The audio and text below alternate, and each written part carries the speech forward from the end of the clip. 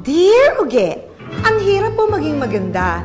Lagi akong napapansin ng mga tao, lalo na dito sa university, at minsan, unwanted attention na kainis. Sarap po. Excuse me? Anong sabi mo? Kayo talaga? Pag may pinag-uusapang magandang babae, parang ulam lang yung pinag-uusapan nyo eh. That's objectification of women. Kaya next time ha, bago kayo magsabi na masarap ang babae, dapat tingnan nyo muna ha, tingnan nyo muna. Tao kami, hindi kami pagkain. Miss, pasensya ka na. Ulam kasi pinag-uusapan namin dito, hindi naman ikaw eh. Grabe ka, miss. Di ka nga pagkain, pero para kang piling na saging, pilingera.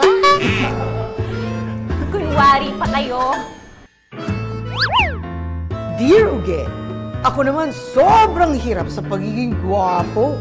Kakapagod din kumaway at kumindat sa mga girls. Excuse me, pwede mag- Sure, no problem. Alright, ganyan. Oh, First day of school, may nagpapa-autograph na. Sumisikat na talaga siguro yung Pogi Tips videos ko. Ay, with great looks comes great responsibility. my pleasure. Hoy kuya, dinumihan mo yung mapa ko! So guys, ganun lang kasimple yung mga pogi tips. Dapat subtle lang, hindi masyadong obvious. Kasi pag obvious, mapaghahalata nyo. Gigi naman eh! Nawala yung momentum ko. Sinira mo yung video ko. Eh kasi kung makalakad ka, gandang-ganda ka sa sarili mo eh. Eh, ikaw kaya yun, Rico. Ayan, tuloy, natapon tuloy yung low-fat non-whipped soy jelly with muscovado sugar. Ano pinagsasabi mo? Taho lang yan. Nasadya mo yan eh. Gusto mo lang maramdaman yung muscles ko na pinaghihirapan ko. Sana sinabi mo na lang. Wow, ha? Ikaw nga dyan, gwapong-gwapo ka sa sarili mo. Hindi mo tuloy nakita yung beauty ko. Pa-video-video ka kasi. Grabe, Dear Uge. Feeling maganda talaga tong si Gigi nung first day of class. Binangga pa niya ako. Excuse me, si Rico po talaga bumangga sa akin, Dear Uge. Gusto lang niya mapansin ko siya. Thick ng fez.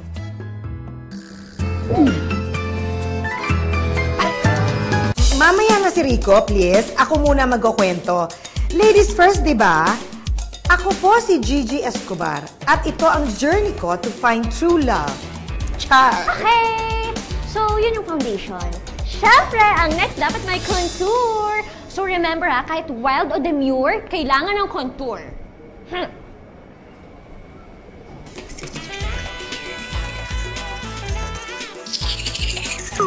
Mahirap man maging maganda, malaking tulong to sa paghanap ko ng true love. Ito ang ilang free beauty tips. Beauty tip number 1, Dear Uge. Lagi mong isipin na pinipicturean ka para lagi kang ready. Ay! Sorry, kuya. No pictures, please. Ha? Naghanap lang ako ng peke mo, no? Beauty tip number 2. Kapag naglalakad, diretso ang tingin.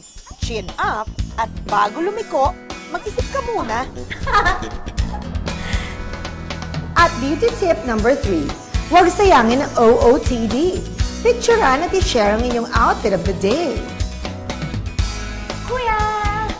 Pa-picture. Yung buong katawan na. Game na ba? Bilang ka, ah?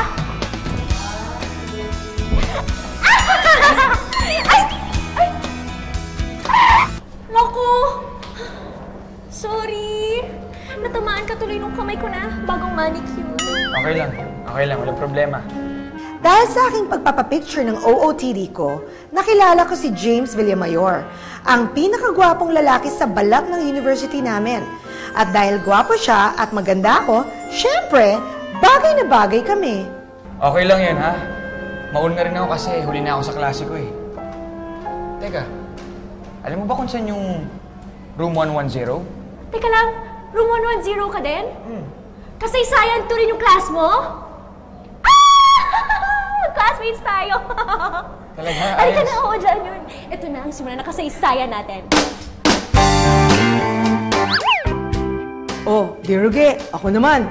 Rico Napoleones. Oo, yung nagpo-post ng hashtag Pogi Tips Videos. Ganun talaga. Pag binless ka ni Lord, syempre, share mo sa iba, di ba? Guys, O, ganito naman ako, nakahanap ng pag-ibig. at ito na ang mga basic tips para maging pogi ka for this school year. Pogi tip number 1. Ang tunay na pogi, kailangan parang lagi ka nasisilaw. Parang lagi kang nasisinaga ng araw. Ganito.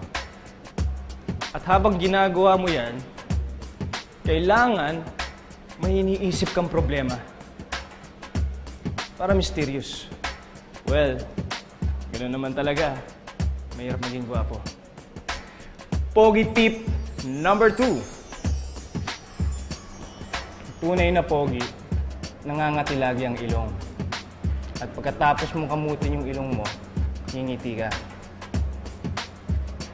Parang ganito lang yan eh.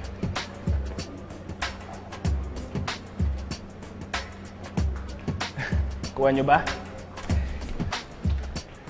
Pogi tip number 3. Kailangan ma-master ninyo ang tinatawag kong pasimflex. Ito yung pasimpleng pag-flex. Siyempre, alam naman natin, di ba? Wala naman nagkakagusto sa mayayabang. Pero sayang ang workout eh. Kaya pasimple mo na lang ipapakita ang pinaghirapan mo. Ganito yan.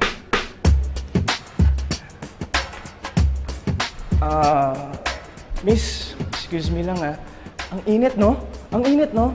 Sandali lang, magpupunas lang ako ng pawis ha.